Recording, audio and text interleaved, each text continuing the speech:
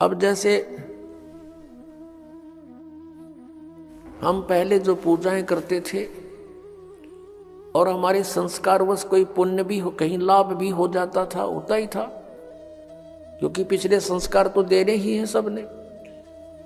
तो हम ये सोचा करते थे कि हम भगवान विष्णु की पूजा करते हैं और भगवान शंकर की पूजा करते हैं, बाबा श्याम जी की पूजा करते हैं, हनुमान जी की पूजा करते हैं, जिस कारण से हमें ये सुख हो रही है।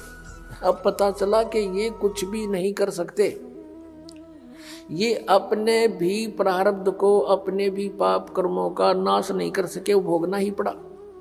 जैसे भगवान श्री कृष्ण जी विष्णु जी के अवतार थे, भगवान श्री रामचंद्र जी विष्णु ही की आत्मा थी और श्री कृष्ण जी भी। नारद जी ने श्राप दे दिया था विष्णु जी को, क्योंकि वो विवाह कराना चाहता था और उसने भगवान विष्णु जी से हरि रूप मांगा था।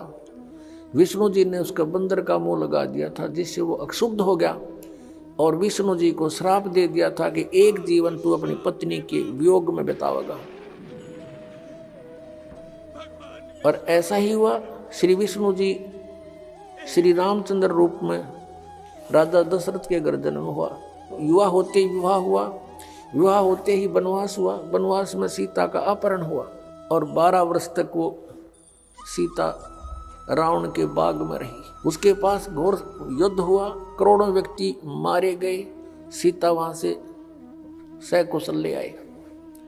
फिर कुछ ही दिनों, कुछ ही वर्षों के बाद किसी धोबी के व्यंग से, टोंट कसने से सीता जी को घर से निकाल दिया। आजीवन उनका मेल नहीं हुआ, नारद के श्राप थे और इस भगवान की बिरन बैठी।